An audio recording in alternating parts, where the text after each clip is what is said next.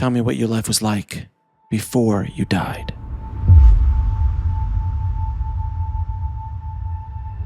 It happened in 1981. I was in love with a beautiful woman. Her name is Mary Fran. And she and her son Nolan, who just turned 7, had spent a day out sailing on Lake Washington in southern Minnesota.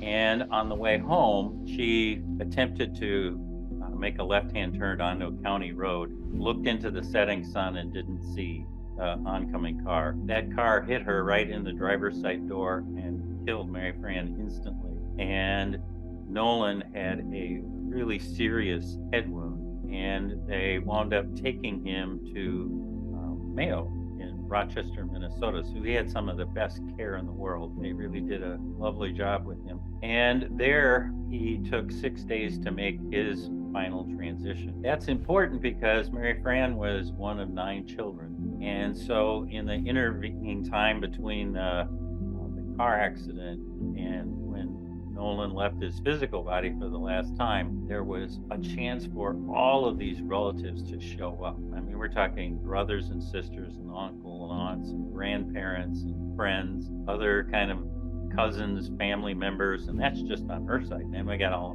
my side of the family was there too. And it just meant there were a lot of people that had taken over the waiting room as we waited through that final period. During that 6 days, because there were so many of us, what we did is we divvied the time up into 2-hour slots, and we went into and were with Nolan. And my particular slot happened to be from 3 in the morning till 5 in the morning on the 6th day after the accident. I was there with Mary Fran's older sister, Janny, and the two of us spent time with Nolan. We read him stories. We told him about who was there and what was going on. When you have that many people, it becomes really quite funny. I mean, the waiting room was just packed with people. And the evening before, the young men in the group had gone foraging for cushions that they swiped from every couch they could find in the Mayo Clinic and brought them into the waiting room. And they were sleeping on the floors and on the chairs. It was just this wild mix of people trying to get comfortable while they were holding vigil for Nolan. Well, it got to be about 4:45 in the morning, about 15 minutes before the end of our shift was up, and Janny, who was a trained nurse, went down to take a look at his chart. And she was looking at his chart and then was looking at the monitors that were surrounding his bed. And she just shook her head at me and held out her hand and said, "Scott, it's time." So we grabbed a couple of chairs and we sat by Nolan's head and we said our goodbyes, which meant that we had a chance to tell him that he had been a very brave young man and that he had been fighting for 6 days to stay with us all and to be with us. But it was clear that his body was giving out. And so Janny said to him that if his mother should come to pick him up, remember she died 6 days before at the scene of the accident, that if Mary Fran was coming to pick him up, that it was okay for Nolan to go with her and that would be a good thing. And he shouldn't feel guilty because he had been such a brave, tenacious boy trying to stay with us. But if Mary Fran came, he should go. And we expressed our love for each other, and then we left. Got to be 5 o'clock. Well, it wasn't more than 45 minutes later when the nurse on the floor came in and woke us all up in the waiting room. And all of these people filed into Nolan's hospital room. And that's important because for whatever reason, I wound up being at the tail end of this group. So when I walked in, it was already about 4 people deep surrounding the bed because there were so many of us.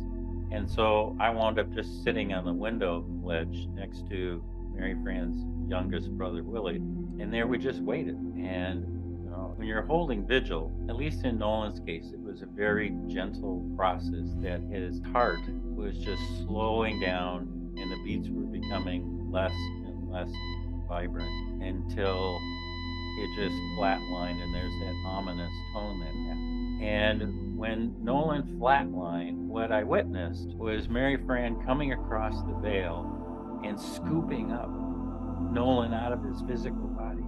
And they had this extraordinary reunion, as you could only imagine, between a mother and child. And somehow I got to participate in that. And I'm just sitting there on the window ledge, but yet I am there and feeling the emotional exchange between the two of them. And then, to my surprise, what happened was then the two of them turned to me and they embraced me.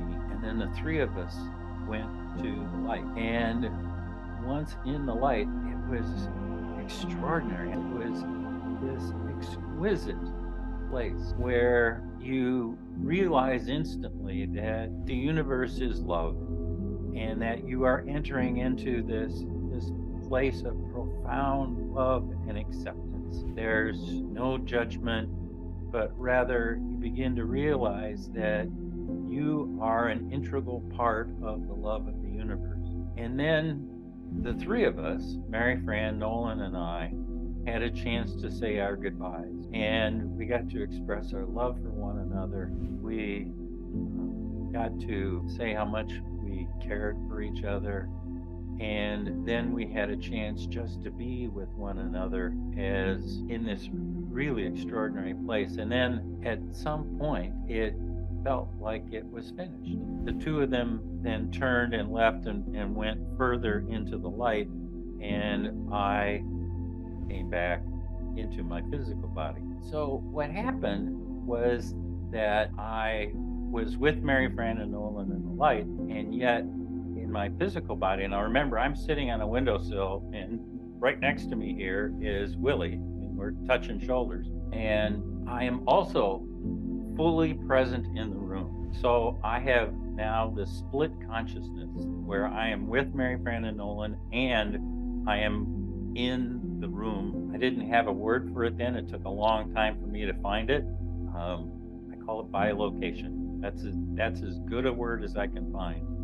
I had two distinctly separate, fully functioning consciousnesses. And I know this because I'm experiencing this incredible space, this area of love that is first witnessed by me when Nolan gets picked up by his mother, and then when I'm in the light with them, that it's like the love of the universe is inside me and it's trying to break out. And my face was this expression of joy, of ecstasy, of acceptance. It was totally inappropriate for the room. And so the only thing that I could think of to do was to take and cover my face with my hands. Because if anybody had looked at me, I am positive that they wouldn't have understood what was going on, and that my reaction was totally inappropriate for the room. Because remember, they had just lost their nephew, their cousin, their friend, whatever. And this is the second loss in 6 days with Mary Fran and then now Nolan. There's a room filled with grieving people that are hugging each other and looking for consolation in each other's presence. And I couldn't do that right then. So I had my hands over my face. And then when my non-physical body came back to my physical body, I could regain my composure.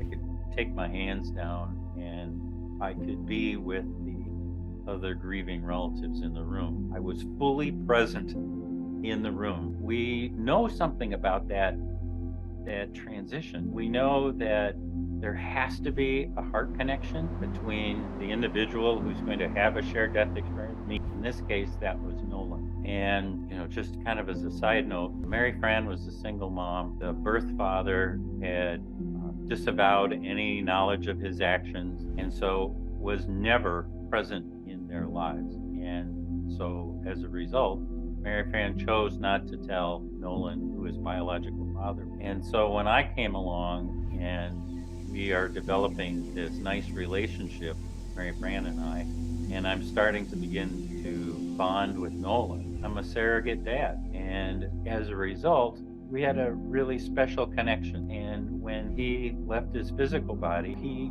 sent out that invitation. He invited me to come along. Now, it wasn't in words, it just happened. I had to be in a receptive state. And I'd had about 45 minutes of watching, the heart monitor. There's not a lot to do there. So you're kind of relaxed. You're in a meditative state, just watching this heart monitor and wondering when it's going to go silent. What I discovered was how I thought the world worked. Eventually, I found the Monroe Institute that uses binaural beats to help you focus and hold expanded states of awareness. And it allowed me the time to learn what those states of awareness are.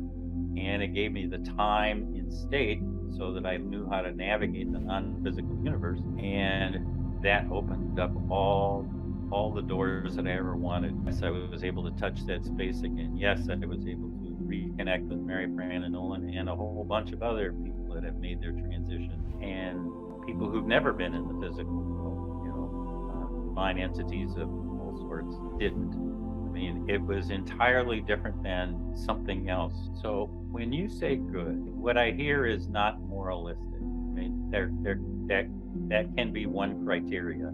It says, are you living a life that's consistent with the moral values, with the community that you're living in? My answer is not that. We're not going that way. When I hear you say good life, what I'm hearing you say, are you living an authentic life? Are you living a life that is the truest expression of who you are? And are you pursuing those kinds of experiences that you signed up for when you came into this world? Because we all do.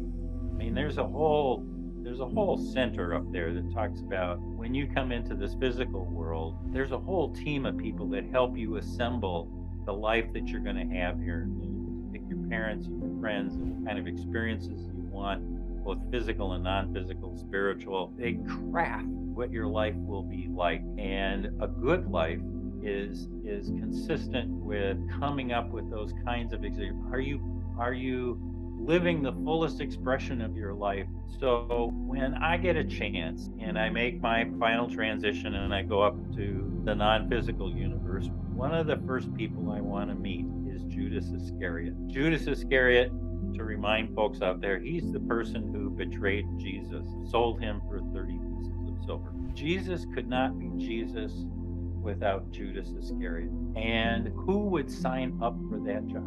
Who would be willing to accept the hate and damnations of thousands of years and millions of people for the betrayal of the divine Jesus? And in my worldview, it had to be Jesus' best friend, because who else would do that to him? Only somebody that loved him so dearly that he would be willing to sacrifice not only his life, but his reputation and his bad juju that people sent at him for all those thousands of years. But that was his calling. That was his fullest expression of himself, was to play that role so that the two of them together could make the life of Jesus be the central role and where it had to go. My mission in this life is to love, to become a further expression of what is possible, to expand my ability to love, and to be there for those who want to hang out with me.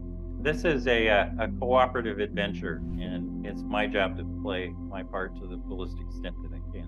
The ultimate purpose in life is to love, to expand our ability to love, and to gain knowledge so that we as human beings, as a singular being, become wiser, but also for us as a collective, so that we become wiser as a species.